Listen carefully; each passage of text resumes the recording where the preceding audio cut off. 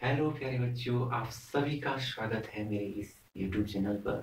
प्यारे बच्चों, आज हम भारत की भौतिक संरचना के अंतर्गत भारत की दूसरी भौतिक संरचना उत्तर का विशाल मैदान के बारे में अध्ययन करेंगे।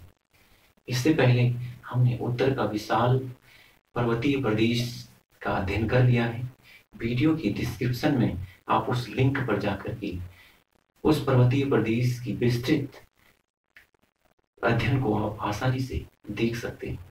प्यारे बच्चों, भारत का जो दूसरा भौतिक विभाजन है, या दूसरा जो भौतिक आकार और प्रकार है, वो भारत का विशाल मैदान जो भारत के उत्तर में स्थित है।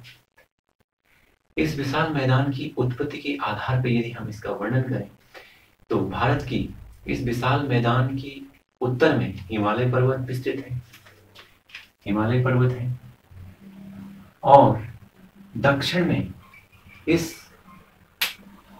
मैदान के प्रायद्वीपीय खंड है। दोनों खंड मैदान की तुलना में अधिक ऊंचाई वाले हैं। इस अधिक ऊंचाई वाले खंड से लगातार नदियां बहती रहती थी। यहां से लगातार नदियां बह रही थी और नदियों द्वारा लगातार अपने साथ जो अवसाद बहाया जाता है। जहां पर उत्तर का विशाल मैदान आज विस्तृत है, वहां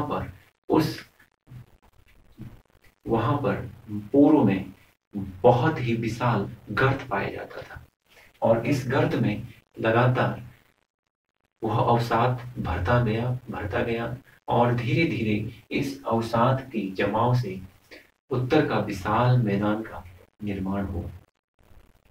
तो इस मैदान के निर्माण में हिमालय से निकलने वाली प्रमुख नदियों द्वारा बहाया गया अवसाद प्रमुख रूप से जिम्मेदार है।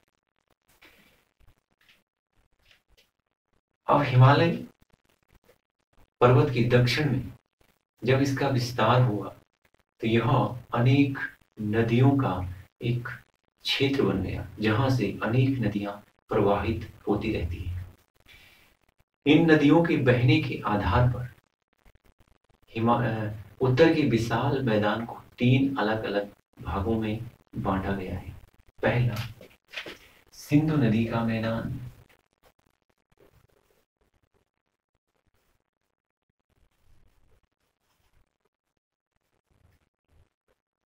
दूसरा, गंगा नदी का मैदान।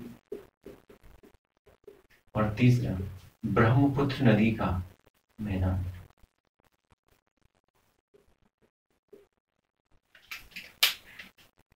तो इस प्रकार उत्तर की विशाल मैदान को 3 अलग अलग खंडों में बांटकर 3 अलग अलग मैदानों की श्रेणी में रखा गया है। इन मैदानों को अलग अलग प्रमुख नदियों और उनकी प्रमुख सहायक नदियों द्वारा बहाए गए अवसाद के आधार पर इसका वर्गीकरण किया गया है।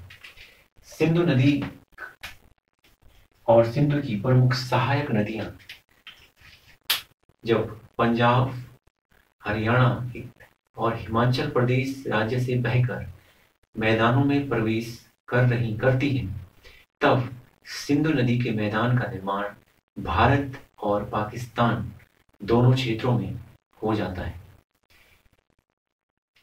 इसी तरह गंगा नदी और गंगा की सहायक नदियां मिलकर के उत्तराखंड से आगे उत्तर प्रदेश, बिहार और पश्चिम बंगाल के मैदानी क्षेत्रों में जाकर के इस विशाल मैदान का निर्माण करती है।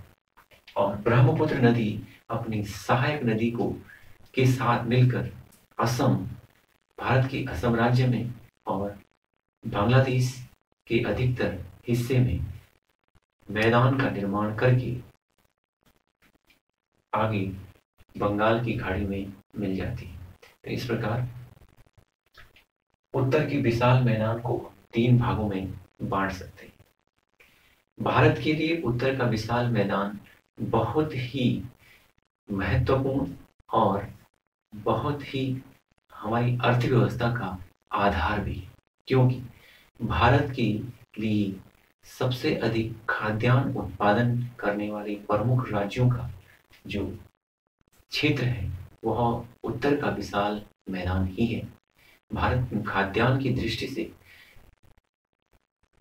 आत्मनिर्भर यदि बन पाया तो इसी मैदान में उत्पादित होने वाले विभिन्न कृषि उत्पादों से ही भारत आत्मनिर्भर हो गया। यहाँ की जलवायु उत्तम प्रकार की जलवायु है और यहाँ पर जनसंख्या का सघन बसाव मिलता है। भारत की सबसे अधिक जनसंख्या रखने वाली राज्यों का क्षेत्र भी इसी मैदान में पड़ता है। उत्तर प्रदेश, बिहार और पश्चिम बंगाल न सिर्फ अधिक जनसंख्या के कारण बल्कि अपनी जन सघनता और घनत्व के कारण भी इस मैदान की विशेषता से अपने आप को जोड़ते हैं। तो इस प्रकार हम उत्तर के विशाल मैदान की निर्माण प्रक्रिया और उसके विभिन्न भागों को जान सकते हैं। इस उत्तर के विशाल मैदान में आपकी पास जो बुक है उसमें दो प्रमुख शब्दावलियों का इस्तेमाल किया गया है। नंबर 1 तराई क्षेत्र, नंबर 2 भाबर क्षेत्र, नंबर 3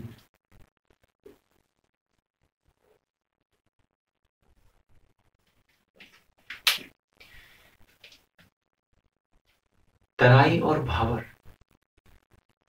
को समझने से पहले हमें पर्वतीय क्षेत्रों में बहने वाली जो प्रमुख नदियां हैं उनकी विभिन्न अवस्थाओं का हमें ज्ञान प्राप्त होना चाहिए। नदियों की अपनी 3 मुख्य अवस्थाएं होती हैं। जब नदियां अपने पर्वतीय क्षेत्र में रहती हैं तो वह अपने युवा अवस्था में रहती है। उस समय नदियों में अधिक गति रहती है और जैसे जैसे नदियां मैदानों की तरफ आगे बढ़ती हैं, मैदानों में आगे आती हैं, तो नदियों में जो अवसाद अपने साथ नदी बहाकर लाती है तो उस अवसाद को बहाने में नदी धीरे धीरे सक्षम नहीं हो पाती और नदी अपने साथ कंकड़, बोल्डर और बड़ी बड़ी पत्थर वहीं छोड़ करके आगे बढ़ जाती है। तो जहां नदी द्वारा मैदानी क्षेत्रों के प्रवेश क्षेत्र में अपने साथ बड़ी कंकड़, पत्थर, बोल्डर ला करके बिछा दिए जाते हैं, वह क्षेत्र भाबर क्षेत्र कहलाता है। जबकि तराई क्षेत्र वह क्षेत्र कहलाता है जहां पर समतल एरिया है,